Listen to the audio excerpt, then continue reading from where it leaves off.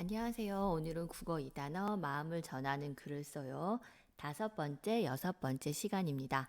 우리 지난번까지는 마음을 전하는 글을 쓰는 방법을 알아보았어요. 이번 시간에는 그것을 토대로 마음을 전하는 글을 직접 써보도록 하겠습니다. 교과서는 74쪽과 77쪽을 준비하면 돼요. 모두 교과서가 다 준비되었나요? 그럼 74쪽 1번 문제를 함께 해결해 보도록 하겠습니다.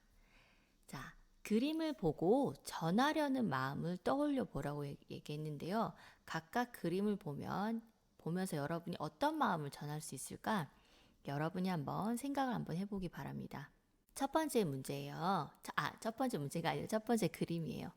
내가 싫어하는 별명을 부르며 놀려서 미안해. 자, 이렇게 말하면 우리 무슨 마음을 전하고 싶어요? 그죠? 미안한 마음을 이렇게 직접 말로 전달하고 있어요. 두 번째 상을 봤더니 내가 우리 학년 달리기 대회에서 상을 받았다고 들었어. 어때요? 친구가 상을 받은 걸 우리 어떤 마음? 선생님도 봤더니 우리 반 이번에 2학기 들어와서 상 받는 친구도 있더니 여러분들이 우와 하면서 박수 쳐줬잖아요. 그때 무슨 마음일까? 그죠? 축하하는 마음을 들었던 거예요. 세 번째 그림을 한번 봐볼까요? 지금 친구가 어디에 있어요?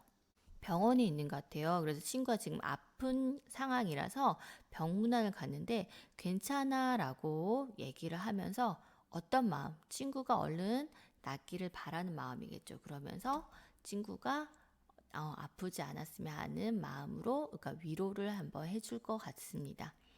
마지막 네 번째 그림은 여러분 조금 이게 뭘까요? 고민하고 있는 친구가 있을 수도 있는데 뒤에 그림 봤더니 이 친구가 다른 친구랑 함께 놀고 있어요. 동생인 줄 알고 있는 친구도 있을 것 같은데 동생이 아니에요. 친구랑 같이 놀고 있었던 거예요. 블럭을 쌓기도 하고. 그런데 앞을 봤더니 친구가 지금 뭔가 편지지를 준비하고 있는 것 같기도 해요. 예전에 같이 놀았던 친구를 떠올리면서 편지를 쓰려고 하는 거죠. 그럼 무슨 마음일까? 아마 친구를 지금 잘 볼 수 없나 봐요. 그렇기 때문에 이사를 갔을 수도 있고, 그죠? 아니면 친구랑 즐겁게 놀았던 그때를 떠올리면서 어떤 마음이 들었을까? 그죠? 같이 놀았을 때 즐거웠던 마음. 그래서 그 친구가 무슨 마음? 그 친구를 그리워하는 마음이 있을 것 같습니다. 이런 식으로 여러분이 마음을 전하고 있다라는 거예요. 평상시에도. 우리 학교에서도 항상 보면 친구야 고마워. 친구야 미안해. 이렇게 마음을 좀 많이 표현하죠. 그럼 이번 문제를 같이 한번 해결해 보도록 하겠습니다. 마음을 전하고 싶은 일을 뭐 해보자고 돼 있어요? 말해보자고 돼 있어요. 그럼 여러분이 뭐 해봐야 될까? 맞아요. 말해봐야 돼요. 그 예시로 교과서 친구들이 어떨 때 마음을 전하고 싶었고 어떤 마음을 전하고 싶었는지 같이 한번 알아보도록 하겠습니다. 첫 번째 친구는 나는 새 신발을 사주신 어머니께 새 신발 사주시면 당연히 어때요? 고맙겠죠. 그래서 고마운 마음을 전하고 싶어. 이때 고마운 마음을 전하면서 한번 꼭 안아드리면 훨씬 더 좋아하실 것 같아요. 또 두 번째 친구는 친구를 놀린 적이 있었대요. 근데 그때 바로 사과하지 못해서 지금이라도 어떤 거, 그죠? 지금이라도 미안한 마음을 전하고 싶다고 표현했어요. 세 번째 친구는 얼마 전에 다쳐서 보건 선생님께 치료를 받은 적이 있어. 그때 참 고마웠는데 고맙다는 말씀을 제대로 못 드렸어. 그래서 고마운 마음을 편지로 쓰고 싶어. 요즘 학교에 계신 보건 선생님 정말 일이 많으세요. 그래서 특히 여러분의 건강과 안전을 위해서 많은 노력을 기울이시고 계신데요. 이런 마음을 담아서 편지를 써드리면 훨씬 더 기운이 나지 않을까요? 자, 이제 그럼 마지막 친구가 고민하고 있어요. 나는 어떤 마음을 전하고 싶은 일이 있을까? 자, 아래쪽에 보면 이제 회색으로 직접 말해보세요라고 이게 되어 있어요. 요 시간 동안 여러분이 마음을 전하고 싶은 일을 머릿속에 떠올려서 입으로 한번 말해보도록 하겠습니다. 시간이 흘러가고 있어요. 다 말해보고 있는 거죠.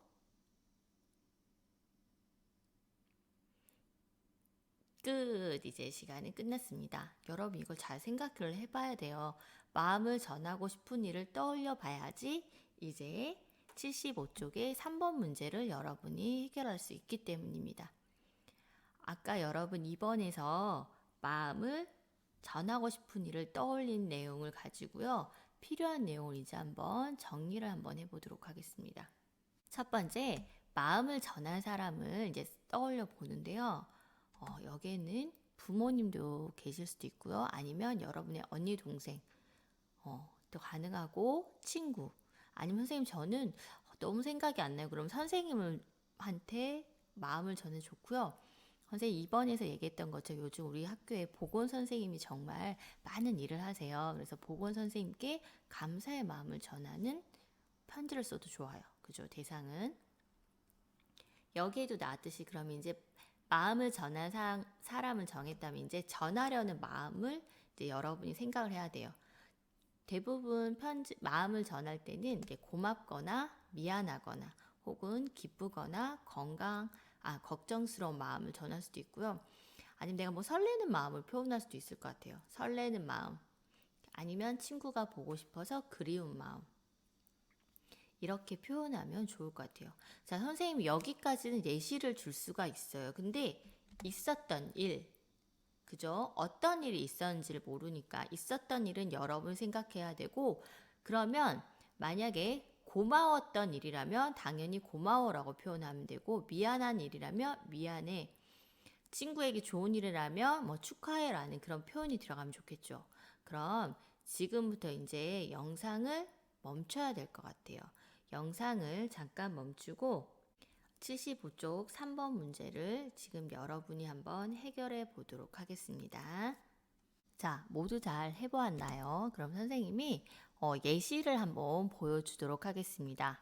마음을 전한 사람으로는 우리 요즘 같이 있는 동생을 얘기하고요. 전하려는 마음은 고마우면서도 좀 미안한 마음이 있었던 거예요.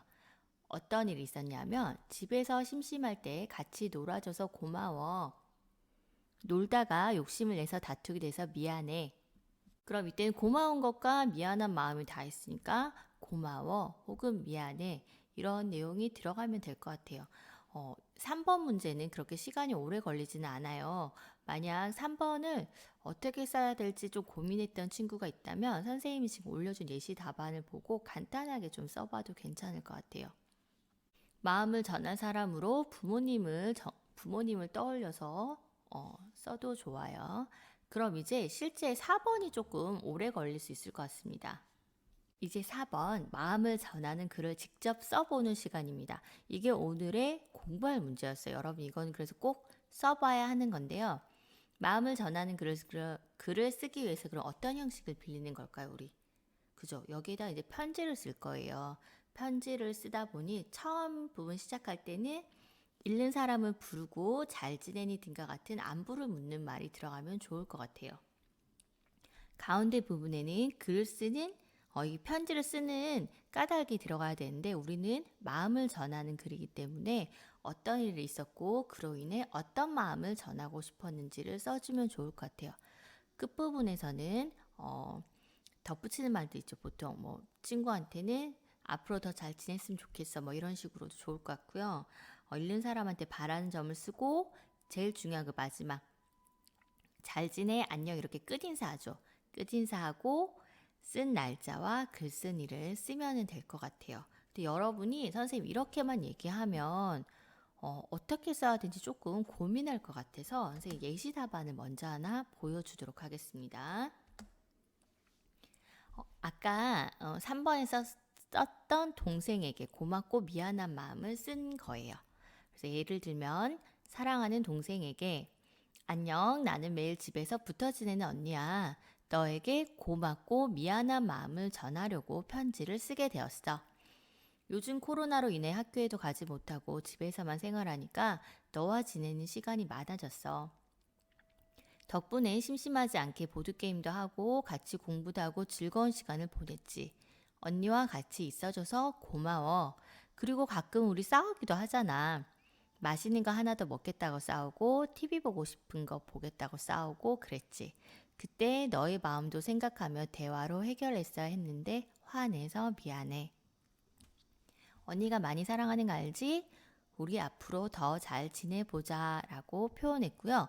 그래서 2020년 9월 17일 사랑하는 언니가. 선생님 얘기한 부분 여기 다 들어가요. 처음 시작하는 사람 이름을 불러주고 시작 인사. 그리고 왜 편지를 썼는지. 그리고 여기에는 어떤 일이 있었고 그래서 그 마음을 표현하기 위해서 쓴 거예요. 그래서 여기에는 이 친구는 선생님 쓴 예시에는 고마운 마음과 미안한 마음 둘 다 써줬고요. 마지막으로 우리 보통 하는 말 덧붙이고 싶은 말과 그 다음 이제 끝인사도 들어갔습니다. 그래서 여기에서 이제 몇 월 며칠 이런 식으로 써주면 돼요. 선생님이 미리 보여준 거예요. 이때 편지를 쓸 때 여러분이 편지를 쓰고 나서 이제 끝나는 게 아니라 이제 여러분이 생각을 해보는 거예요. 편지를 다 쓰고 난 다음에 여러분이 부족한 부분을 고치는데 첫 번째로 마음을 전하는 글의 내용을 자세하게 썼는지 내가 자세하게 썼으면 예로 가면 되는데 내가 읽은 걸 보고 아닌 것 같아 라면 전하려는 마음, 일어난 일, 그 일에 대한 생각의 느낌을 조금 자세하게 써주면 될 것 같아요. 두 번째는 마음을 잘 드러낼 수 있는 표현을 사용했는지 이것도 역시 잘했으면 예로 오면 되는데 그게 조금 마음을 표현하는 단어가 들어가지 않았어 하면 고마워, 미안해, 놀란 마음 따위를 드러나는 표현을 써주는 거예요. 고마워, 미안해, 내가 그리웠어 이런 식의 마음이 들어가게 해주면 좋을 것 같고요. 이제 마지막으로 읽는 사람의 마음을 고려해서 썼는지를 보는 거예요. 내가 친구한테 속상한 마음을 전하려고 편지를 쓴 거야. 네가 예전에 이렇게 했고 이렇게 해서 내가 너무 속상했고 너 앞으로 이렇게 하지 마 라고만 하면 만약 여러분이 그 편지를 읽는 사람이 어떤 기분이 들까? 그죠? 안 좋은 점을 계속 얘기하는 편지를 쓰면 읽으면 속상하겠죠. 그래서 읽는 사람의 마음을 고려해서도 써야 된다는 거예요. 그래서 마지막으로 이렇게 여러분이 편지를 쓰고 난 다음에 다시 한번 읽고 부족한 점이 있으면 꼭 고쳐 써 보길 바랍니다. 꼭 고쳐 쓰고 나서 이제 편지를 전달하지 않으면 이게 의미가 있을까요? 의미가 없겠죠. 그래서 이번에 편지는 가급적 정말 어려운 친구는 선생님한테 써도 되는데 가족들한테 써주면 선생님 발음 꼬였어요. 가족에게 쓰면 좋을 것 같아요. 이렇게 편지를 쓰고 꼭 가족에게 읽어주면 좋을 것 같습니다. 여기에서 이제 수업은 끝나긴 해요. 근데 여러분 수업은 끝났지만 여러분 지금 편지는 썼어요? 안 썼어요? 안 썼죠. 국어 아직 수업은 진행형이에요.